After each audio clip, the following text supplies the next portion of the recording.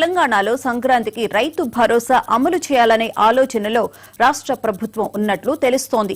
ఇందులో భాగంగా deputy CM Bhatti Vikramarka అధ్యక్షతన సమావేశమైన కేబినెట్ సబ్ కమిటీ రైతు భరోసాపై చర్చించింది. ఎన్ని ఎకరాల వరకు రైతు భరోసా అమలు చేయాలన్న అంశంపై కేబినెట్ సబ్ కమిటీలో చర్చించారు.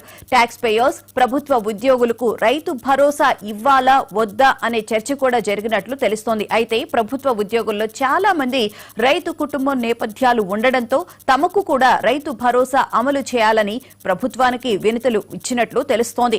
ప్రభుత్వం మాత్రం వ్యవసాయం చేసే భూములకే రైతు భరోసా అమలు చేయాలని యోచిస్తోంది. రైతులు, రైతు సంఘాల నాయకుల అభిప్రాయాలు, మేధావులు ఇచ్చిన సూచనలను సబ్ కమిటీ క్రోడీకరించింది.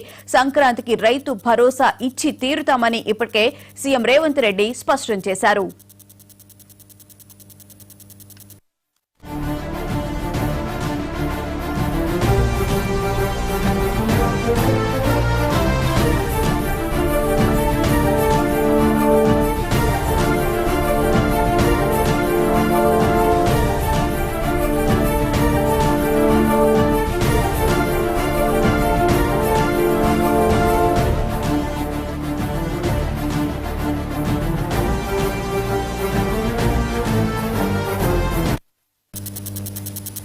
తెలంగాణలో సంక్రాంతికి రైతు భరోసా అమలు చేయాలనే ఆలోచనలో రాష్ట్ర ప్రభుత్వం ఉన్నట్లు తెలుస్తోంది. ఇదే అంశానికి సంబంధించిన పూర్తి వివరాలను మా స్పెషల్ కరెస్పాండెంట్ శ్రీకాంత్ లైవ్ లో అందిస్తారు. శ్రీకాంత్, చెప్పండి, రైతు భరోసా సంక్రాంతికి ఇవ్వాలని చెప్పి ప్రభుత్వం యోచిస్తోంది. ఈ డీటెయిల్స్ ఏంటి? నిన్న సబ్ కమిటీ కూడా భేటీ అవ్వడం జరిగింది కదా?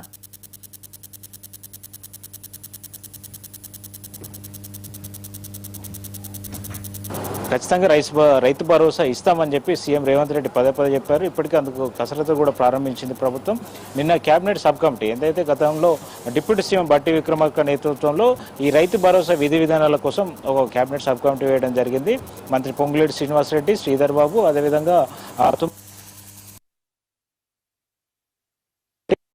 10 జిల్లాల్లో పర్యటించి రైతుల నుంచి, రైతు సంఘాల నుంచి, పలువురు రైతు సంబంధిత మేధావుల నుంచి పలు అభిప్రాయాలు కూడా సేకరించడం జరిగింది. అయితే ఆ జిల్లాల పర్యటనల సందర్భంగా రైతుల నుంచి ఏదైతే ఫీడ్బ్యాక్ వచ్చిందో దాన్ని బేస్ చేసుకొని విధానాలపైన కీలకంగా చర్చించే పరిస్థితి కనిపించింది. అయితే ముఖ్యంగా మెయిన్గా ఈ రైతు భరోసాకు సంబంధించి ఒక కట్ ఆఫ్ పెట్టాలని చెప్పి నిర్ణయించినట్టుగా తెలుస్తుంది. అయితే మెయిన్గా ట్యాక్స్ పేయర్స్ ఎవరైతే ఉంటారో వారికి, గవర్నమెంట్ ఎంప్లాయీస్కి, ప్రజాప్రతినిధులకు ఉన్నవారికి వీరిని మినహాయింపు ఇవ్వాలి, సాగులో ఉన్న భూమికే రైతు భరోసా ఇవ్వాలని చెప్పి ప్రధానంగా ఒక కొలిక్కి వచ్చినట్టుగా తెలుస్తుంది, ఒక నిర్ణయానికి వచ్చినట్టుగా తెలుస్తుంది. అయితే ఈ కేబినెట్ సబ్ కమిటీలో కొన్ని, ఎందుకంటే ఇటు 4th క్లాస్ ఎంప్లాయీస్ కావచ్చు, అదేవిధంగా సింగరేణి ప్రాంతానికి సంబంధించిన కావచ్చు, కొంతమంది ఐటీ ఎంప్లాయీస్గా ఉండి కూడా వ్యవసాయం చేస్తున్నారు. అంటే మెయిన్గా కొంతమంది ఉద్యోగులుగా ఉన్నప్పటికీ వ్యవసాయం కూడా చేస్తున్న పరిస్థితి, అంటే సాగులో ఉండి వారి సాంప్రదాయేతరంగా ఏదైతే వస్తుందో ఆ సాంప్రదాయ ప్రకారంగా వారి కుటుంబానికి సంబంధించిన సంక్రమించిన భూమిని సాగు చేస్తూ కూడా వస్తున్నారు. కొంత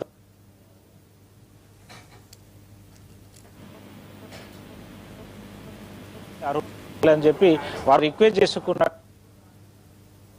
సాలరీస్ ఉన్నటువంటి ప్రభుత్వ ఉద్యోగులు, 4th క్లాస్ ఎంప్లాయీ, కింది స్థాయి ఎంప్లాయీస్ కావచ్చు, అదేవిధంగా ఇటు సింగరేణికి సంబంధించి ఇటు మినహాయింపు ఇవ్వాలనే ఆలోచన కూడా చేస్తున్నట్టు తెలుస్తుంది ప్రభుత్వం. అయితే వీటన్నిటిపై కేబినెట్ సభ్యునిగా ఇప్పుడు ప్రభుత్వం అయితే స్పష్టం చేస్తుంది.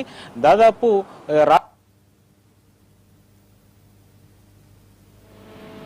అనుబంధ రంగాల అభివృద్ధిని కేటాయించుకున్నాం. దాదాపు 22 నెలల కాలంలోనే 21,000 కోట్లు రైతు ఏదైతే రుణమాఫీ కింద చెల్లించుకున్నాం. గత యాసంగి సీజన్లో దాదాపు 1,000 ఎకరాలకు 7,600 కోట్ల రైతు బంధు అప్పటి లెక్క ప్రకారం చెల్లించాం.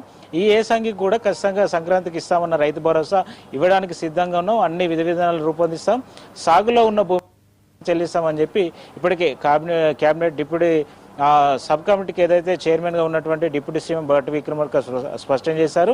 వ్యవసాయ శాఖ మంత్రి కూడా దీన్ని స్పష్టం చేసిన పరిస్థితి కనిపించింది. ఎందుకంటే ఇప్పటికే సంబంధిత ఇటు ఫీల్డ్లో సాగులో ఉన్న భూములు ఏవైతే ఉంటాయో ఆ భూముల వెరిఫికేషన్ కోసం అగ్రికల్చర్ ఎక్స్టెన్షన్ ఆఫీసర్స్ ఇప్పటికే ఫీల్డ్లో వర్క్ చేస్తున్నారు.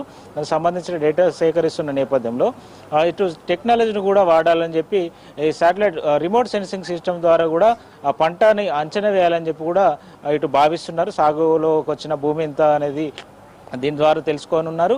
అయితే దీంతో పాటుగా ఇటు వివిధ విధానాలు వీటిలో ఎవరికి ఇవ్వాలి, ఎవరికి ఇవ్వద్దు, ఎంతవరకు ఇవ్వాలి, గతంలో ఇచ్చిన విధానాలు ఏంటి, ఎవరికి అనవసరంగా లబ్ధి చేకూర్చాల్సి వచ్చింది. దాదాపు 21,000 కోట్లు ప్రజాధనం వృధా అయింది, బడాబాబుల జేబులోకి వెళ్ళింది అనేది ప్రభుత్వం ప్రధానంగా చెప్తూ వస్తుంది. అయితే ఈసారి ఖచ్చితంగా ఒక సీలింగ్ అనేది పెట్టాలని చెప్పి ప్రభుత్వం నిర్ణయం తీసుకున్నట్టుగా తెలుస్తుంది. వాళ్ళు కీలక ఒకసారి ఈ మొదటి వారంలో కేబినెట్ కు సిఫారసు చేయనుంది. తీసుకున్న నిర్ణయాలన్నింటినీ కేబినెట్ సిఫారసు చేసి ఈ రైతు భరోసాను ఇంప్లిమెంట్ చేయాలని ప్రభుత్వం భావిస్తుంది. ఎందుకంటే ఎకరానికి 15,000 చొప్పున ఇస్తామని చెప్పి ప్రభుత్వం ఇప్పటికే ఎన్నికల హామీలో మేనిఫెస్టోలో చెప్పిన నేపథ్యంలో ఇప్పటి వరకు గతంలో ఉన్న రైతు బంధులో ఉన్నటువంటి అమౌంట్నే ఇచ్చిన పరిస్థితి. అయితే కొత్తగా 15,000 ఇంప్లిమెంట్ చేయాలంటే ఈ సీజన్కి ఒక్క ఎకరానికి 7,500 చొప్పున ఇవ్వాల్సి ఉంటుంది. అయితే దీనికి దాదాపు 7 నుంచి 7,500 కోట్లు అవసరం పడతాయని చెప్పి ప్రభుత్వం భావిస్తుంది. ఎందుకంటే సీలింగ్ పెట్టుకోవడం కావచ్చు, అదేవిధంగా సాగులో ఉన్న భూములకు కావచ్చు. ఎందుకంటే గతంలో రాళ్ళు రప్పలు గుట్టలు సాగులో లేని భూములకు కూడా ఇచ్చుకున్నారు. కాబట్టి ఇప్పుడు సాగులో ఉన్న భూములకు మాత్రమే ఇస్తారు. కాబట్టి నిజమైన రైతులకే ఈ రైతు భరోసా అందుతుంది అనేది ప్రభుత్వం ఒక అంచనాగా వచ్చినట్టు తెలుస్తుంది.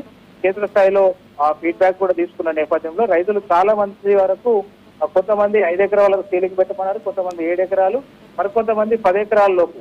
దాదాపు తెలంగాణ రాష్ట్రంలో 5 ఎకరాల లోపు ఉన్న రైతులే దాదాపు 90% వరకు ఉన్నారని చెప్పి ప్రభుత్వ లెక్కల ప్రకారం చెప్తుంది. అయితే ఈ 5 ఎకరాలకు కాకుండా 7 ఎకరాల వరకు సీలింగ్ పెట్టాలనే ఆలోచనలో ప్రభుత్వం ఆలోచించినట్టుగా తెలుస్తుంది. అయితే ఎక్కువ శాతం ఇటు క్యాబినెట్ కు సంబంధించినటువంటి మంత్రులు కావచ్చు, క్యాబినెట్ సబ్ కమిటీలో ఉన్నటువంటి మంత్రుల అభిప్రాయం మేరకు అయితే 10 ఎకరాల వరకు సీలింగ్ పెట్టి అందరు రైతులు ఇందులో వస్తారు కాబట్టి 10 ఎకరాల సీలింగ్ పెట్టి అయితే ప్రభుత్వానికి భారం తగ్గడంతో పాటుగా రైతులకు కరెక్ట్ ఎవరైతే సాగు చేస్తారో ఆ రైతులకు లబ్ధి జరుగుతుంది అనేది ప్రభుత్వం ఆలోచిస్తున్నట్టుగా తెలుస్తుంది.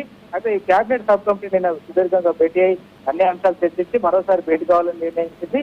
ఈ క్యాబినెట్ నెక్స్ట్ మీటింగ్ లో విధి విధానాలు ఫైనల్ చేసి నెక్స్ట్ క్యాబినెట్ కు సిఫారసు చేసి సంక్రాంతి నుంచి ఖచ్చితంగా రైతు భరోసాను అమలు చేయాలని చెప్పి నిశ్చయంతో ఉందని చూడొచ్చు. Right, thank you Srikanth.